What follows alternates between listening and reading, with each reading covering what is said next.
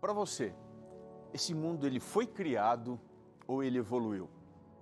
O que faz mais sentido? Os seres vivos apareceram nesse planeta por acaso ou foram projetados de maneira inteligente? Se há um design inteligente por detrás de toda forma de vida, quem que seria o responsável por essa criação?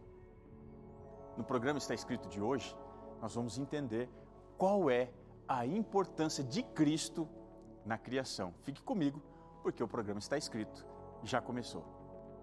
Eis que vem dias, diz o Senhor Jeová, em que enviarei fome sobre a terra, não fome de pão, nem sede de água, mas de ouvir a palavra do Senhor. Jesus respondeu, está escrito, nem só de pão viverá o homem, mas de toda palavra que sai da boca de Deus. Está escrito, apresentado por Robson Menezes. Olá para você, mais uma vez estamos aqui no seu programa Está Escrito, começando aqui esse programa. Já quero agradecer você pelo seu carinho, pela sua audiência, pela sua companhia, mas especialmente eu quero agradecer você que é anjo da esperança, você que faz tudo isso daqui se tornar uma realidade. Através das suas doações, nós temos sido aqui extremamente abençoados e com esses recursos que chegam, a gente consegue abençoar a vida de muita gente, através da pregação, na televisão, também através do rádio, o evangelismo que a gente faz no rádio e na web. Deus tem nos dado o privilégio de alcançar milhares de pessoas.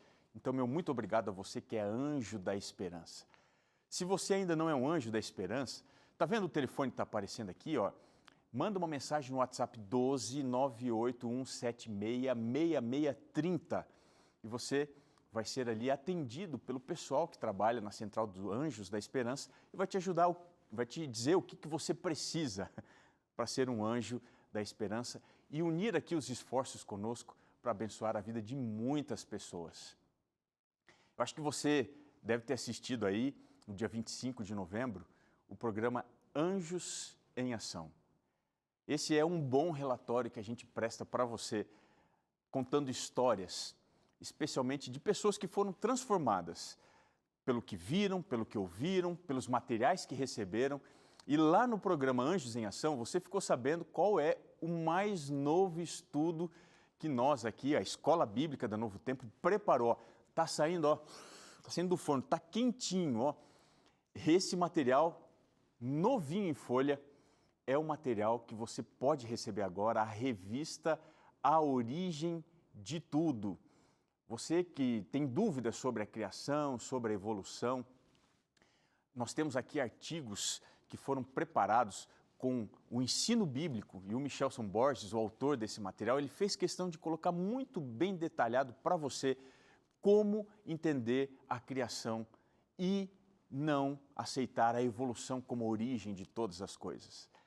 Se você quiser, é só entrar em contato agora com a gente, você não vai pagar nada por isso, os nossos anjos da esperança já nos deram a condição de preparar, de imprimir e agora enviar para você sem custo algum. É só você pedir no WhatsApp que está aparecendo aqui embaixo, 12 982 44 44 49 e vai ser sua, né, essa revista A Origem de Tudo. Como esse é o tema, falando sobre origens, eu quero hoje colocar para você o papel de Cristo dentro do processo da criação. Mas antes, vamos pensar um pouquinho sobre a ideia, o tema da criação. Para você, esse mundo foi criado ou ele evoluiu? Será que há um design inteligente que projetou todas as coisas? Será que é esse o princípio que está por detrás? Ou esse mundo foi resultado de uma evolução? O que você acha? Há um design inteligente por detrás de toda forma de vida? Ou o que existe é resultado de uma grande expansão que a ciência chama de Big Bang? Essas perguntas, elas podem gerar horas, né, e anos de discussão científica, Mas hoje, a evolução, por incrível que pareça, ela entrou dentro da discussão teológica também. Existem alguns modelos de criacionismo que são essencialmente evolucionistas. Você sabia disso? Existe um criacionismo chamado criação progressiva. O que define, o que acredita esse tipo de pensamento? Esse paradigma afirma que Deus realizou eventos de criação múltipla através de longos períodos de tempo. Ou seja, para eles, a ideia da criação, ela é concebida na variação de uma complexidade de fósseis que são descobertos nas camadas geológicas. Cada dia, para eles, equivale a longos períodos de tempo. Mas há uma outra forma de entender também a criação. É a evolução teísta ou evolução teológica. O que ensina esse pensamento? Ele pressupõe que Deus ele dirigiu todo o processo de evolução, desde os seres de estrutura simples até os de maior complexidade. Essa é a evolução teísta, que Deus estava por detrás da evolução. Mas há uma outra forma de evolução, que é a chamada evolução deísta. Nessa forma de pensamento, nós não aceitamos, ou as pessoas não aceitam, a narrativa bíblica da criação. Eles admitem até a figura ou a existência de um ser divino que talvez desempenhou alguma atividade de criação. Ele talvez tenha sido a primeira causa de toda a criação, mas hoje ele está afastado, ele está indiferente à necessidade das suas criaturas. Mas ainda há uma outra forma de se compreender a criação, que mistura o evolucionismo, que é a evolução panteísta. O que as pessoas defendem, os que aceitam esse pensamento? Eles defendem que Deus é tudo, e tudo também é Deus. O progresso evolutivo da natureza, ele é devido ao processo evolutivo de Deus. Você sabia disso? Que hoje muitas pessoas misturam evolucionismo com criacionismo, ou seja, com a ação de Deus. Mas todas essas teorias, elas têm em comum uma dificuldade, que é entender o relato de Gênesis 1 até Gênesis 11 como sendo um relato literal. Dentro dessa parte do livro do Gênesis, os temas da criação, da queda, o tema do dilúvio, o tema da dispersão humana por causa da variedade de línguas, não passa de um mito. As pessoas entendem que Gênesis 1 a 11 é só uma poesia. Para esses eruditos, para esses estudiosos, essa parte do livro do Gênesis não é um registro literal dos eventos. É apenas uma mitologia. É como se fosse um arcabouço, está em voga essa palavra, né? Arcabouço literário, que ensina um simbolismo. Não foi exatamente daquele jeito. É uma metáfora o que Gênesis 1 a 11 traz, inclusive o registro da criação. Ao assumir essa interpretação bíblica, muitos entendem que a criação poderia ter acontecido dentro de longas eras. Dessa forma, eles se tornam evolucionistas bíblicos. Você já pensou num negócio desse?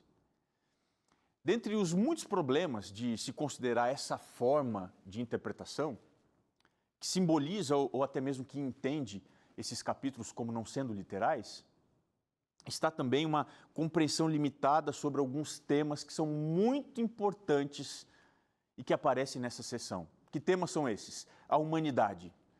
Se Deus não criou o homem literalmente, o que é o homem? Outro tema, o pecado. Se não é literal que Adão e Eva pecaram, então o que é o pecado para nós? O outro tema, o sábado.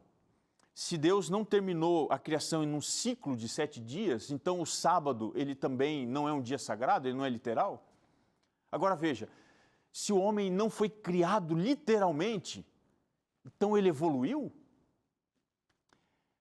Se o pecado ele não aconteceu realmente, então quer dizer que o mal ele pode ser entendido como sendo pré-existente, ou seja, ele existia antes de todas as coisas? Porque se nós não pecamos como seres humanos, então, de fato, a gente não precisa de um Salvador, não é mesmo? Agora, se Deus não julgou o mundo lá antigo, lá no dilúvio, Quem garante que se ele não julgou lá, ele vai julgar no momento futuro o pecado e o diabo e os anjos? Se Deus não estabeleceu um dia para ser santo e guardado como o símbolo da criação, por que nós temos que adorar a Deus num dia específico hoje? Como resolver esses muitos dilemas? Como voltar, assim, a nossa interpretação bíblica para um criacionismo literal, um criacionismo bíblico? A resposta está no lugar em que nós começamos. Ou seja, qual é a base da compreensão da criação? Nós devemos entender a criação ou entender o Criador. O que é mais importante? É olhar para a criação ou olhar para o Criador? Eu quero convidar você a prestar atenção em Cristo e começar a entender que Ele é a parte mais importante do início de todas as coisas. Muitos estudos sobre a criação se voltam para o início da Bíblia. Lá em Gênesis 1:1 diz assim: no princípio criou Deus os céus e a terra. Veja, começar um estudo sobre a criação por Gênesis faz sentido. Mas será que esse é o melhor lugar para você começar?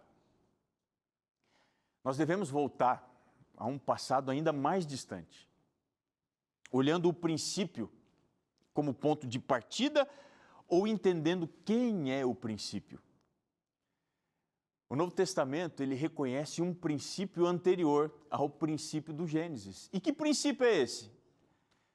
Quer saber? Me acompanhe aqui no livro do João, o Evangelho de João, capítulo 1. Eu quero ler com você do verso 1 até o verso 4. Olha o que diz aqui João, capítulo 1, do verso 1 até o verso 4. Diz assim: no princípio era o Verbo, e o Verbo estava com Deus, e o Verbo era Deus. Ele estava no princípio com Deus. Todas as coisas foram feitas por intermédio dele. E agora observe, e sem ele, nada do que foi feito se fez. Olha, a vida estava nele, e a vida era a luz dos homens. Vamos entender aqui o seguinte: esse princípio que João faz menção aqui no princípio, esse princípio de João, ele é anterior ao princípio do Gênesis. Antes do tempo, Deus era a palavra. Antes de Gênesis, capítulo 1, Deus era a palavra. Antes do universo, Deus era a palavra. João, ele entende aqui o princípio como sendo eterno. Ou seja, esse princípio, ele é anterior a tudo que foi criado. Tudo foi feito por intermédio dele. Nada do que existe teria existido se não tivesse sido feito por ele. Ele ainda diz assim, olha, nele estava a vida, ou seja, ele é a fonte da vida. E mais do que isso, ele era a luz dos homens. Portanto, o ponto de partida para compreender todas as coisas deve ser a palavra. Que palavra é essa? Capítulo 1 ainda de João, verso 14 e verso 18. Olha só o que diz aqui, João 1, verso 14 e 18. E o verbo, ou seja, e a palavra, se fez carne e habitou entre nós, cheio de graça e de verdade. E vimos a sua glória, glória como do unigênito do Pai. Se nós quisermos compreender o mundo, o universo, nós devemos olhar primeiramente para aquele que trouxe tudo à existência. A gente precisa descobrir quem ele é, para então a gente entender as obras que ele fez através das suas mãos. É por isso que o devido estudo da criação, ele deve começar, no primeiro momento, com o Criador. Por que isso? Porque esse princípio, Cristo, o princípio de todas as coisas, ele não pode ser apenas uma peça no quebra-cabeça da humanidade, nas suas origens. Ele não pode ser o homem ômega, ou seja, aquele que reflete o auge da nossa evolução, a nossa raça. Ao contrário disso, ele é o arrê, ou seja, ele é o princípio, ele é a origem de todas as coisas. É Por isso que Apocalipse 1, verso 8 diz assim: eu sou o Alfa e o Ômega, diz o Senhor Deus, aquele que é, aquele que era e aquele que há de vir, o Senhor Deus Todo-Poderoso. Ainda no Apocalipse 1, verso 17, você tem o relatório do profeta João, ele diz assim: quando o vi, eu caí a seus pés como se eu estivesse morto. Porém ele pôs sobre mim a sua mão direita, dizendo: não temas, eu sou o primeiro e o último. Veja, quando nós entendemos quem ele é, entendemos o que de fato as coisas são. Pois ele é o começo de tudo e para tudo ele é capaz de dar um novo começo. É por isso que Cristo deve ser o ponto de partida quando a gente vai tentar entender a criação. E aí então, a gente começa agora entendendo a explicação que Cristo faz sobre o começo. Qual era a visão de Cristo sobre o começo de todas as coisas? Se você for analisar, como é que ele ensinava, como é que ele entendia todas as coisas? Quando a gente vai à palavra de Deus, a gente percebe que Jesus Cristo, ele entendia que o relato da criação, ele era literal, ele não era simbólico. Quer ver só? Dá uma olhada aqui comigo em Mateus capítulo 19, o verso 4, você vai ler comigo o verso 5 também. Diz assim, Mateus 19, o verso 4 e o verso 5. Então, respondeu ele: não tendes lido que o Criador desde o princípio os fez homem e mulher? Olha só que interessante. Quando os fariseus vieram testar Jesus quanto ao tema do divórcio, ele argumentou assim, olha, que a criação relatada em Gênesis era literal. Portanto, qualquer tentativa de entender Gênesis como sendo uma poesia, simplesmente, como não sendo literal, metafórico, simbólico, ela não encontra apoio na interpretação de Jesus. Se você vai, por exemplo, em Mateus capítulo 13, o verso 19, olha o que ele diz. Ele fala assim: porque aqueles dias serão de tamanha tribulação, como nunca houve desde o princípio do mundo, que Deus criou, até agora e nunca mais haverá. Veja, no outro momento, agora Jesus falando com os discípulos a respeito dos sinais do tempo do fim, ele mais uma vez analisa o fim, ele faz uma relação do fim numa perspectiva próxima do começo. Ele diz assim, olha, se você quer entender o fim, você precisa entender o começo. Ele afirma então que o relato de Gênesis é literal, Deus criou o mundo, ele fala isso. Então, nesse contexto, é possível você entender que a escatologia, o que é escatologia? É uma disciplina da teologia que estuda o fim dos últimos acontecimentos. Essa disciplina que estuda os últimos acontecimentos está diretamente associado à protologia. E o que é a protologia? É uma disciplina da teologia que estuda o começo de todas as coisas, ou as primeiras coisas. Se o fim é literal, o começo também deve ser entendido assim.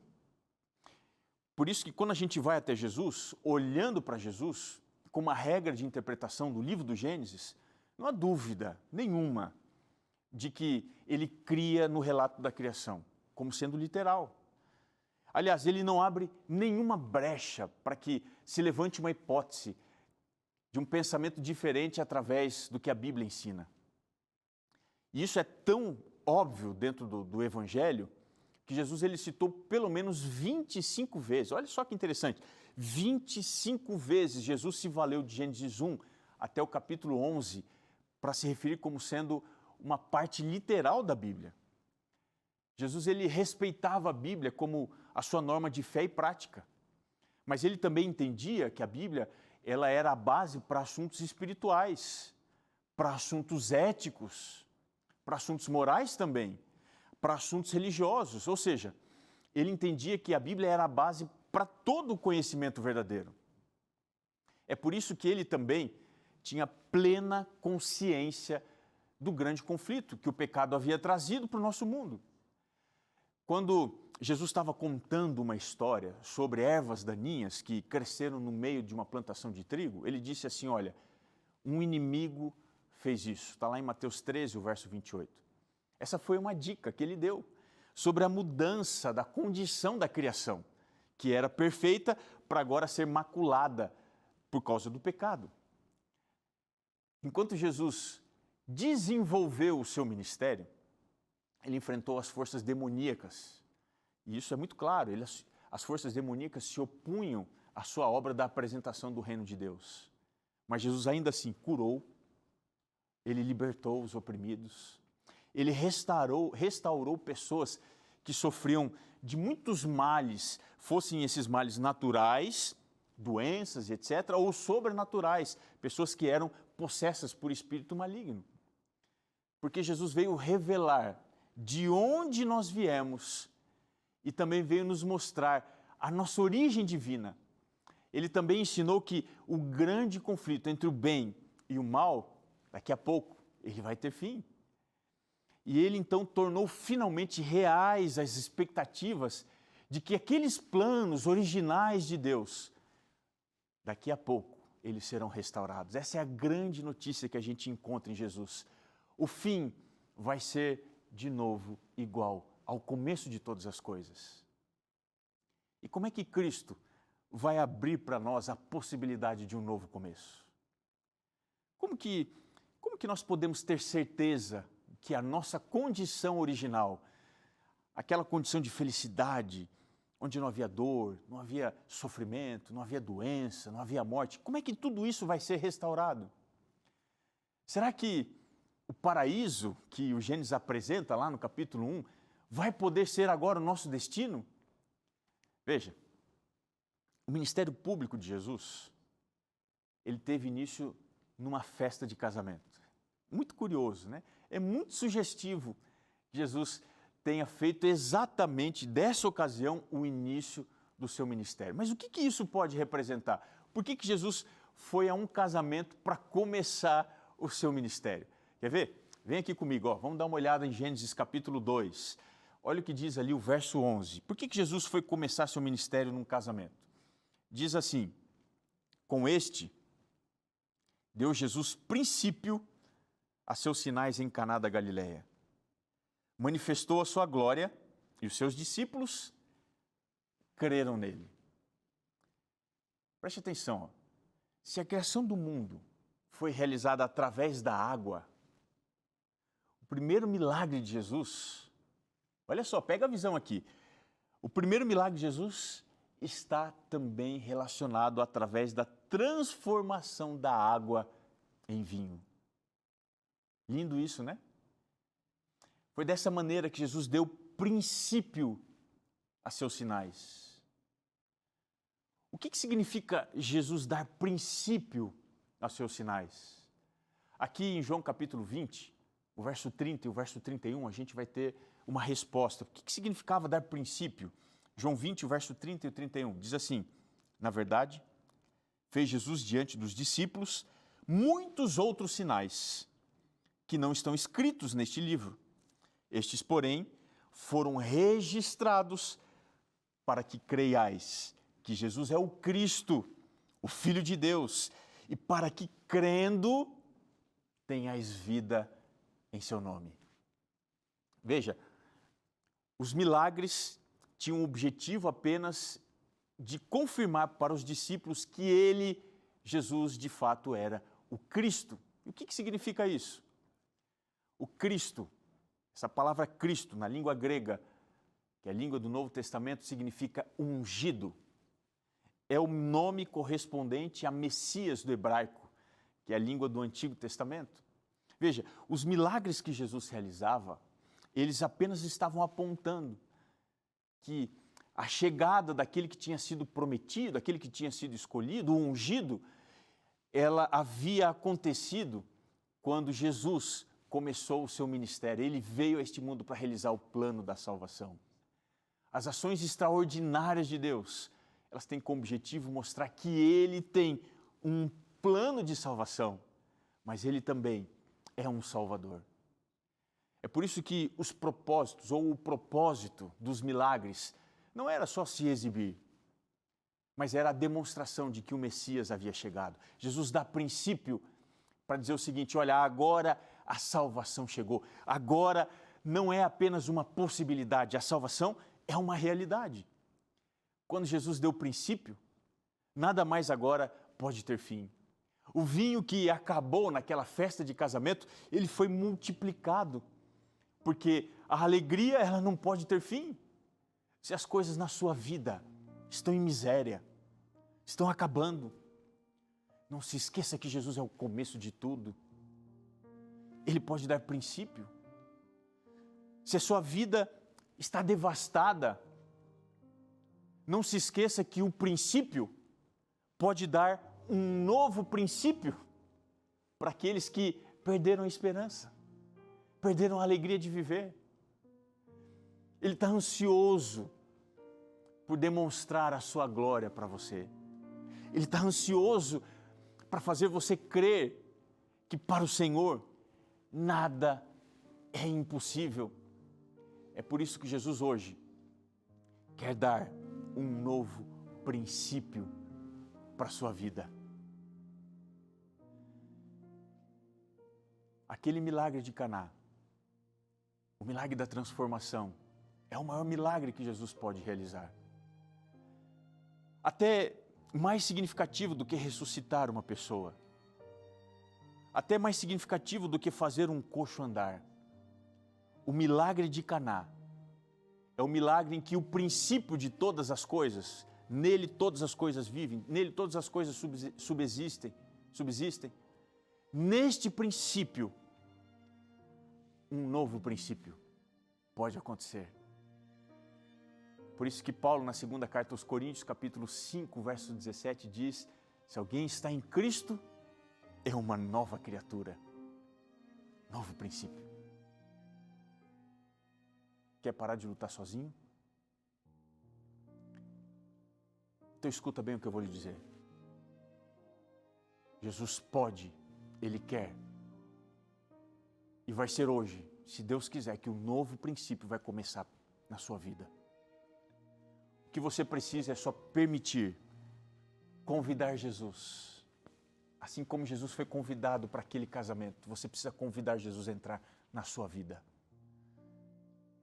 Acabou o seu recurso, acabou o dinheiro, acabou a alegria, você está pensando em acabar com a sua vida, acabou a razão para você continuar casado, o casamento dos sonhos ruiu, pois então Jesus precisa ser convidado. Deixa Ele entrar, Ele pode dar um novo princípio, Ele pode mudar todas as coisas.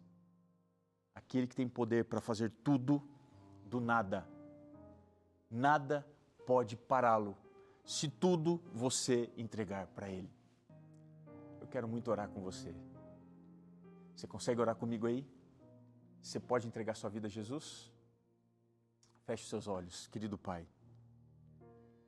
Como nós somos falhos.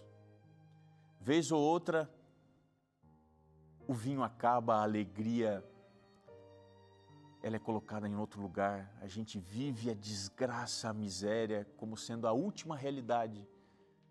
Mas é nesse contexto que queremos experimentar um novo princípio que só Tu, ó Senhor, podes fazer na nossa vida, na minha vida. Nós entregamos tudo que temos e somos em Tuas mãos. Oramos em nome de Jesus. Amém. Estamos chegando ao final do nosso programa. Uma alegria ter você aqui, mas eu queria te lembrar que está escrito: nem só de pão viverá o homem, mas de toda a palavra que procede da boca de Deus. Um abraço e até o nosso próximo encontro aqui no seu programa Está Escrito.